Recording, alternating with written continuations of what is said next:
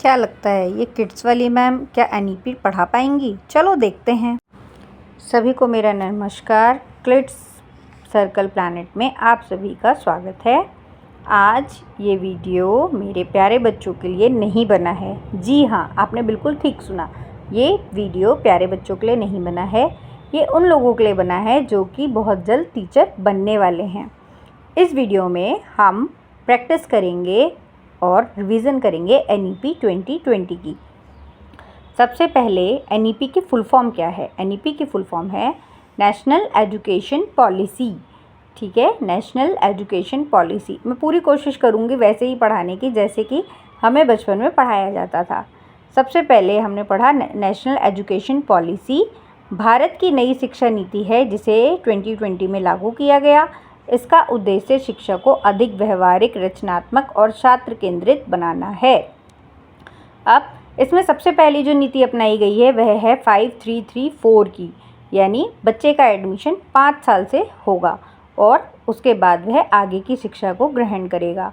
जैसे स्कूल शिक्षा को 4 चरणों में उन्होंने बांट दिया है।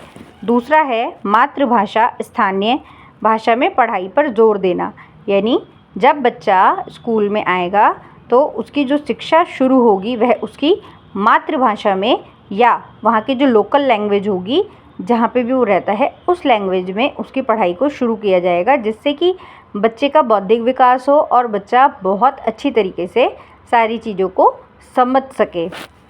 कोई भी ऐसा रूल नहीं है कि वहाँ पर स्कूल के अंदर कोई अलग लैंग्वेज बोली जाए। ठीक है। थर्ड नंबर इज़ रटने की बजाय समझ और कौशल आधारित शिक्षा, यानी जैसे हमेशा सिर्फ किताबी ज्ञान या बोर्ड पर लिख देना और उसे याद कर लेना, ये नहीं चलेगा। हम बच्चों को नई नई चीज़ें, जैसे मान लीजिए हम सब्जियों के बारे में पढ़ा रहे हैं तो हम उनको सब्जियों को दिखाकर उसके बारे में पढ़ा सकते हैं। जैसे हम रियल में आलू, बैंगन, भिंडी लेकर गए क्लास में या हमने बच्चों से मंगवाया और फिर हमने पूछा कि ये कौन सी सब्जी है, जिससे कि वो उसको छू सकें, उसको देख सकें, उसका रंग रूप उन्हें पता चल सके। सिर्फ आलू लिख देने से या भिंडी लिख देने से बच्चों को नहीं पता चलता, तो हमें इस बात को इस तरीके से समझना होगा। नेक्स्ट है कोडिंग और व्यावसायिक शिक्षा का समावेश। अब हमारी एजुकेशन पॉलिसी का मानना है कि ये चीज़ें, कोडिंग जैसी चीज़ें हमें बच्चों को बहुत आगे जाकर ना सिखाते हुए शुरू से ही बच्चों की क्लासेस में लानी है, जिससे कि बच्चे आगे चलकर अपना व्यवसाय भी अच्छी तरीके से कर सकें। और बोर्ड परीक्षाओं को अधिक लचीला बनाना, यानी जो भी बोर्ड के एग्जामिनेशन है उसे फ्लेक्सिबल बना दिया गया है। उसकी बहुत अच्छी प्रिपरेशन पहले से ही सरकार कराती है और बच्चों को सैम्पल पेपर्स के तौर पर फ्री में बुक्स भी स्कूल में दी जाती हैं। बहुत सारी चीज़ें प्री बोर्ड और भी कुछ टेस्ट लिए जाते हैं, जिससे कि बच्चों को पेपर का कोई भी डर ना लगे।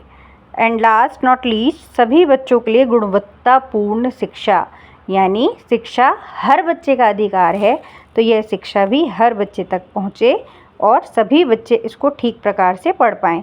समावेशी, समान और उच्च गुणवत्ता वाली शिक्षा सभी के लिए सुरक्षित करना, यह भी सरकार ने निर्धारित किया है कि शिक्षा सभी को मिले। और समावेशी शिक्षा का मतलब क्या है? समावेशी शिक्षा यानी अगर कोई बच्चा स्पेशल चाइल्ड भी है तो वह भी नॉर्मल चाइल्ड के साथ पढ़ेगा। उसको अकेला फील नहीं कराना है कि उसको बिल्कुल ही अलग बिठा दिया और उसको फिर कुछ समझ ही नहीं आ रहा कि वो कहाँ पे है या कैसे। पूरी कोशिश करनी है कि उसे भी समान बच्चों के साथ बिठाया जाए और उसको भी पढ़ाया जाए। इस तरीके की चीज़ें हमारी एनईपी पॉलिसी में चल रही हैं।